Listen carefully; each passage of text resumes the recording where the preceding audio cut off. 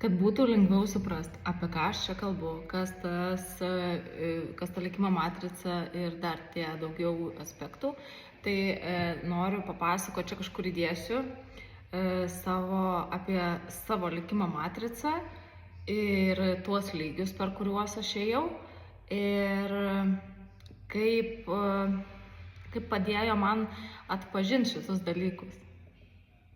Tai gerai, čia kažkur bus. Tai minuse pas mane labai ryškiam buvo 21 energija ir 8, tai jos yra raudonose burbuliukuose. Tai buvo energijos, kurias man labiausiai reikia pradirbti.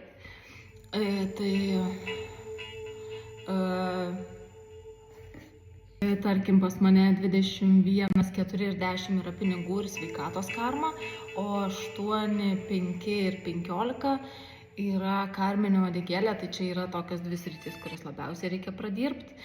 Ir kai aš atradau likimo matricą ir šitą skaičiavimą, tai man sudėliojo dar labiau viską į vietas, nes astrologija, taip, ten irgi yra daug atsakymų, bet šitas metodas, jisai yra toksai daug aiškesnis ir daug daugiau pasakantis. Aišku, ir papildantis astrologiją. Tai apie karminę uodegėlę savo jau esu kalbėjus kažkur anksčiau video, o dabar, tarkim, 7 energija mano yra centrinė energija ir kaip man sekėsi su jie susidraugauti.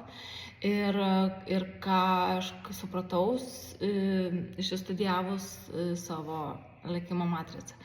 Tai nepaisant to, kad aš esu skorpionas, tai rodytų, kad labai gilus toks į save linkęs ženklas. Gal net sėslesnis, sakyčiau. Mėnulis mano yra mergeliai, tai turiu tokio britkumo ir to kritiškumo tokio, jeigu iš minusinės pusės, jeigu iš pliusinės, tai mergelės labai linkusios padėti, bet matricoje irgi atsispindi ta energija, nes šitos metodikos viena kitą papildo. Tai 7 energija yra pati greičiausia energija viso likimo matricoje. Jinai man duoda tą, kad, pavyzdžiui, aš kaip kuriu video ir aš žiūriu į save, kaip aš nusifilmuoju, tai aš galvoju, kas ta taip flegmatiškai kalbanti mergelė.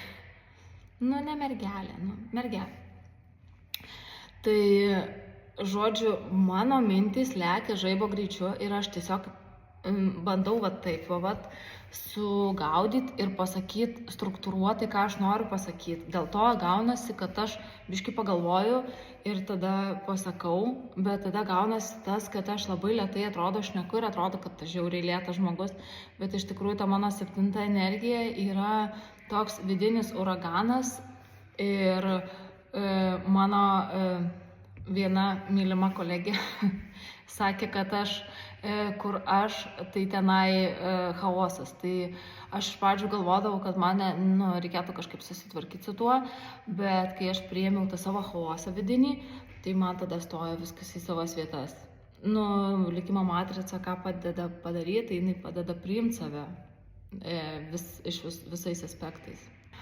Toliau, pačiam viršui, tai tie violetiniai burbuliukai yra tavo absoliutiškai aukščiausias sielos taškas, ką tu jau žinai kaip daryti, bet esi pamiršęs. Tai ta 10 energija pas mane, 10 ir 4. Tai jos tokios truputį priešiškos, nes ta 10 yra tokia labai laisva energija ir pas mane yra dar pagal drakono uodegą ir galvą, žodžiu, laisvamanystės yda, tai man tikrai sunku pritapti sociume ir kas man lengviausiai sekasi, tai susikurti savo taisyklės. Tai, tarkim, 7 energija centre rodo, kad būtinai reikia turėti tikslą. Tai jeigu tikslas yra ne tavo, tai tavo ir ta energija nueis ne ten. Tai maždaug ta likimo matrica atrodo. Ir, tarkim, sveikatos ir pinigų karmoj, tas stovinti 21 energija žiauriai, negalima sakyti žodžiu žiauriai. Tai labai asmeniškai mane palietė ir privertė susimąstyti, nes jinai yra apie viso pasaulio priėmimą toks, koks jisai yra. Ir labai mane kažkaip stipriai supurtė asmeniškai. Ta prasme, taip supurtė, pakeitė požiūrį, nes čia yra apie priėmimą bet kokios lyties, kur pasirenka žmogus lytį, amžiaus nepasirenka, kur pasirenka ten, tarkim, lytį, ką dar, tautybę, žodžiu, tikėjimą, dar kažką. Tai aš kažkuriuo savo gyvenimo metu buvau tokia, kad ne, čia taip tikrai nebus. Ir buvo. Ir žodžiu, buvo per artimiausią aplinką, per vaikus. Ir aš tada supratau, kad aš tiesiog reikia priimti. Ir tie dalykai, kaip jie prasidirba, tai jie ir yra pradirbami taip, kad kai tu sakai, kad ne, tikrai ne, jau šito tai tikrai pas mane nebus, arba jau aš tikrai taip nedarysiu, tai tau sako, darysi, va, prašom, daryk. Kai tu per artimiausią ryšį neturi kito pasirinkimo ir taip augi. Ir visos situacijos konfliktinės, ir visi tavo įsitikinimai, ir visos tos programos, tai jos taip ir nubyra. Ir tada tu supranti, kas esi tu ir kas tu nesi. Tai tarkim, likimo matrica, astrologinis žemėlapis, kitos skaičiavimo metodikos, pagal numerologiją jos tau parodo. Aš esu, tarkim, 17 energija pas mane yra talentuose ir piniguose. Tai rodytų, kad arba aš turiu rodytis, ką aš labai vengiau daryti iki šios dienos, arba aš turėčiau būti savo srities profas.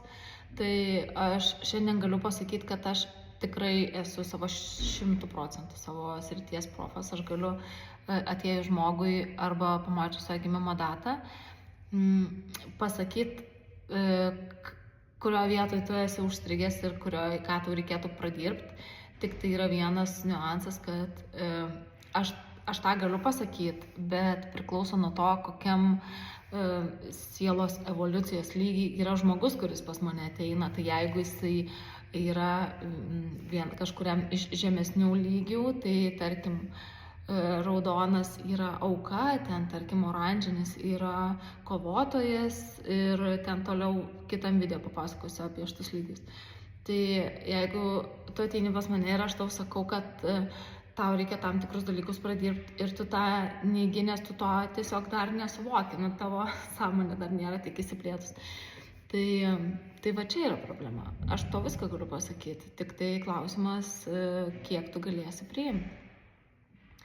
Tai jeigu smalsu, tai galim susitikti trumpai, tarkim, konsultacijai pirminiai, arba visa informacija apie tai, ką aš veikiu, yra sielos masažo studija Facebook'e, Instagram'e, tik labai nedaug, žodžiu, YouTube'e šiek tiek keliu, gal ir šitai kelsiu. Tai iki.